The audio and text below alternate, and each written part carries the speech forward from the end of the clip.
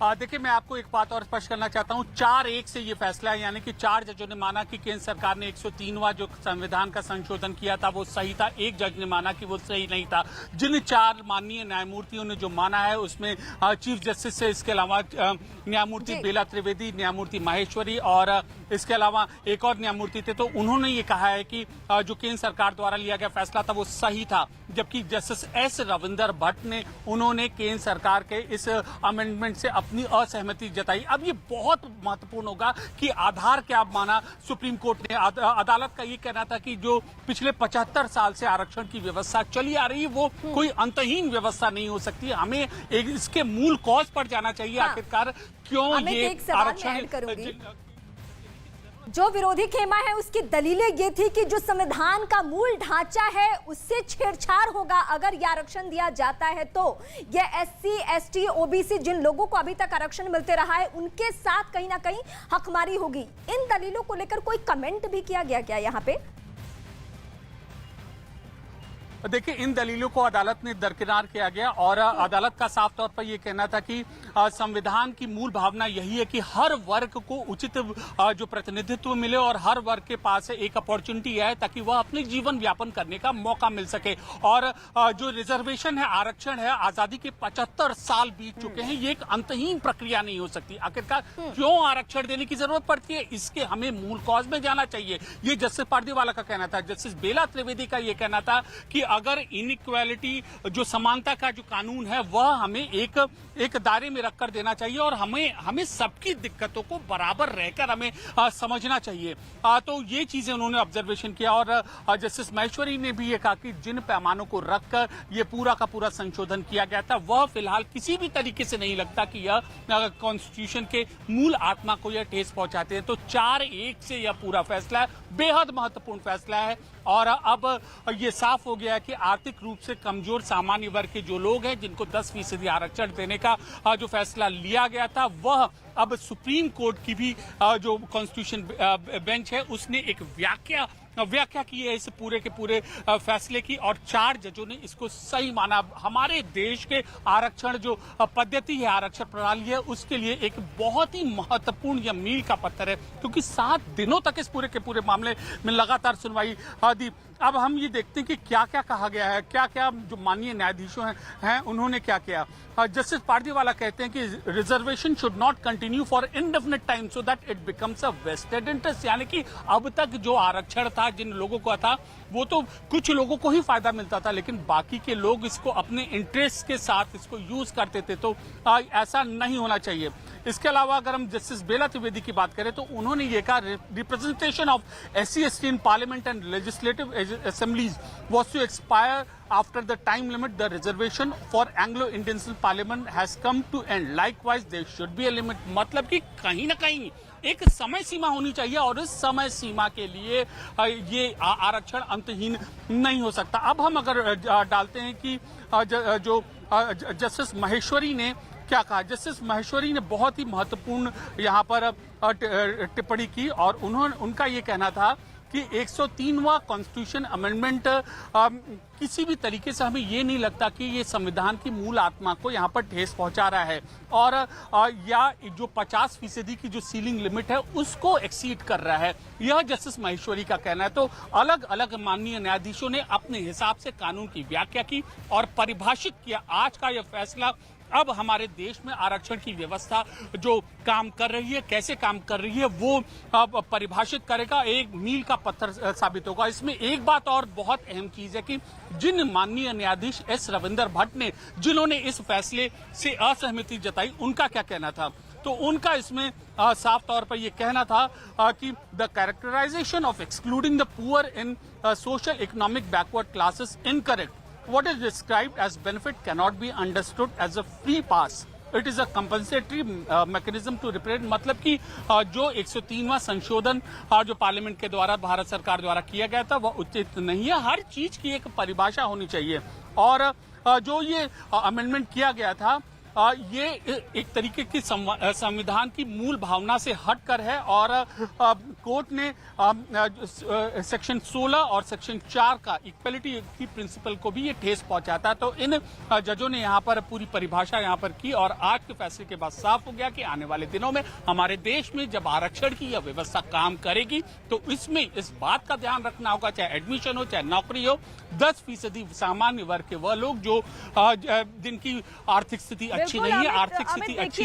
ये बहस लगातार चल रही थी, ये जो पूरी बहस थी वो इसी बात को लेकर थी कि जो आरक्षण दिया जा रहा है उसमें अभी तक सिर्फ सामाजिक पिछड़ेपन को ही शामिल किया जाता रहा है, आर्थिक पिछड़ेपन को शामिल ना किया जाए, क्योंकि कहीं ना कहीं ये जो 50% का जो वो स्लैब फिक्स किया गया था उसके साथ एक छेड़छाड़ है। लेकिन ये भी समझना जरूरी है कि आखिर जब सुप्रीम कोर्ट ने आज ये फैसला सुनाया तो उसमें इस बात को लेकर क्या जजों के मत थे, उन्होंने क्या राय रखी कि 50% का जो स्लैब फिक्स किया गया है ये उसके साथ किसी तरह से कोई छेड़छाड़ नहीं है जब ईडब्ल्यूएस ये आरक्षण दिया जा रहा है 10% का। चारों न्यायाधीशों ने एक मत में माना कि जो 50% कैप है, 50% कैप को कहीं नहीं टच किया जा रहा है, छुआ नहीं जा रहा है। इसके अलावा जो ये संशोधन किया गया है उन बातों को ध्यान में रखते हुए किया गया है जो आज की वास्तविक परिस्थिति, आजादी के 75 साल बीत चुके हैं, इस दौरान बहुत ज्यादा जो बदलाव आए हैं वह सामाजिक रूप से, आर्थिक रूप से, इसके अलावा लोगों के रहन सहन में बदलाव आए हैं, इसलिए लोगों की जिंदगी बदली है। और इसके अलावा जब केंद्र सरकार ने यह फैसला लिया है तो इन परिस्थितियों को ध्यान में रखते हुए किया है। इसीलिए अलग अलग तर्क अलग अलग न्यायाधीशों द्वारा प्रस्तुत किए गए इस सरकार के इस फैसले का समर्थन करते हुए 30 से ज्यादा याचिका डाली गई थी और इन सब का भी आकलन किया है सर्वोच्च न्यायालय ने और कॉन्स्टिट्यूशन बेंच से, और इन्होंने अपना जो मत है वह प्रस्तुत किया। इन्होंने 3-4 चीजें यहाँ पर साफ की कि संविधान की मूल भावना को यह 103वां संशोधन ठेस नहीं पहुंचा रहा है। दूसरा, यह अंतहीन प्रक्रिया आरक्षण नहीं हो सकती है। अगर आरक्षण की हमें उस कॉज पर जाना चाहिए कि आखिरकार आरक्षण क्यों दिया जा रहा है। तीसरा कि जो 50% जो अभी मौजूदा आरक्षण की जो व्यवस्था चल रही है उसको उन वर्ग के लोगों को मजबूत बनाने के लिए संबंधित सरकार द्वारा कदम उठाए जाने चाहिए। चौथा, आखिरकार समानता की व्याख्या क्या है। समानता की व्याख्या यही है कि समाज के हर लोग को उचित प्रतिनिधित्व मिले, उचित हालात में मिले और उनको अपॉर्चुनिटी, जिसको हम इंग्लिश में कहते हैं, उचित अवसर मिले अपना जीवन व्यापन का। तो इस तरीके से जो नया ये 103वां जो अमेंडमेंट था वो ये अवसर प्रदान करता है इन बदली हुई परिस्थितियों में कि कैसे अपना जीवन व्यापन करने के लिए इंसान के पास अपना मौका हो सकता है। और 7 दिन तक इस पूरे के पूरे मामले की यही तर्क तब भी रखा गया था जब ये संशोधन किया गया था। केंद्र सरकार की तरफ से यही बात कही गई थी कि भले ही कुछ लोग जो सामाजिक तौर पर उन्नत जरूर हो लेकिन उन्हें भी मदद की आवश्यकता है। और आज जब कोर्ट की तरफ से ये फैसला आया है तो ये उसी बात को चरितार्थ करता है।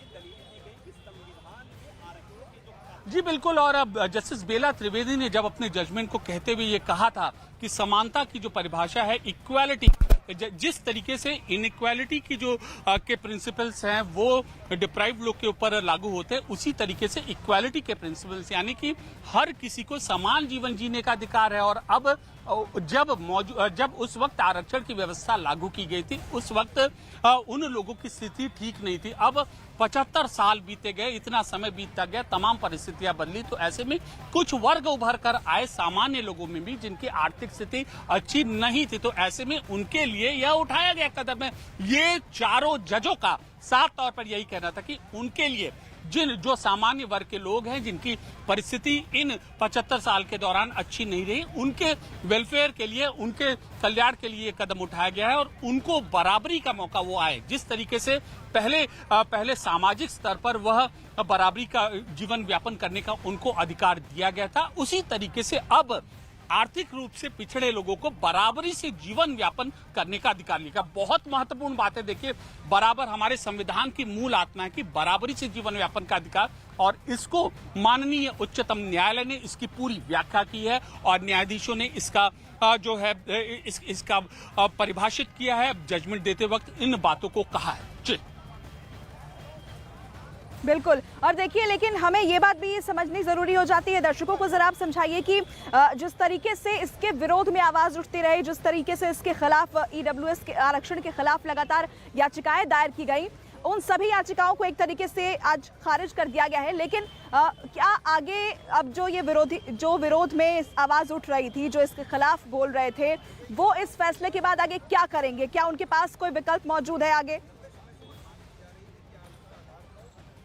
देखिए, इसमें एक रिव्यू पिटीशन होता है हो सकता है जो याचिका करता है रिव्यू पिटीशन भी उसके बाद आगे दाखिल करने की कोशिश करें। चूंकि यह कॉन्स्टिट्यूशन बेंच है, संवैधानिक बेंच का फैसला है, तो इसलिए बहुत ही सोच समझ के इनको जो भी अपना अगला कदम है वो उठाना पड़ेगा। दो महत्वपूर्ण चीजें हैं इस पूरे के इशू ने।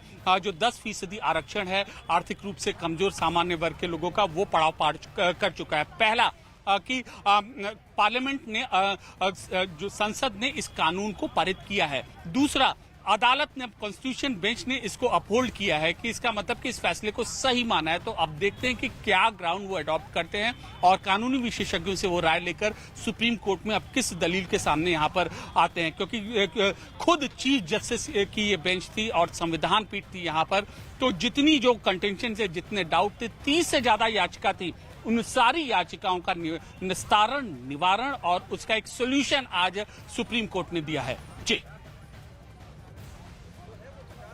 बिल्कुल। और देखिए, ये बेहद महत्वपूर्ण फैसला, एक बार फिर से दर्शकों को हम बता दें कि जो 10% का आरक्षण था आर्थिक तौर पर जो कमजोर वर्ग हैं उनके लिए, उसे लेकर बेहद महत्वपूर्ण फैसला सुप्रीम कोर्ट की तरफ से सुनाया गया है। 5 में से 4 जजों ने इसे बरकरार रखने का फैसला लिया है। और ये आज की सबसे बड़ी खबर है। ईडब्ल्यूएस कैटेगरी यानी वो सभी लोग जिनकी सालाना आय, हम आपको बता दें कि 8 लाख से कम है, जिनके पास खेती के लिए 5 एकड़ से कम जमीन है, वो सभी लोग, उनके लिए आरक्षण लाया गया था 2019 में केंद्र सरकार की तरफ से। लेकिन उसके बाद ही विरोध शुरू हो गया था और लगातार ये कहा जा रहा था कि जो संविधान है उसकी मूल संरचना के खिलाफ, उसकी मूल भावना के खिलाफ है। लेकिन आज का ये फैसला बेहद महत्वपूर्ण है उन सभी लोगों के लिए जो खासतौर पर इस कैटेगरी से आते हैं, इकोनॉमिकली वीकर सेक्शन से वो ताल्लुक रखते हैं। यानी भले ही वो सामाजिक तौर पर उन्नत हो, लेकिन उन्हें सहायता की जरूरत है, उन्हें उत्थान की जरूरत है। और इसलिए ये जब जो संशोधन किया गया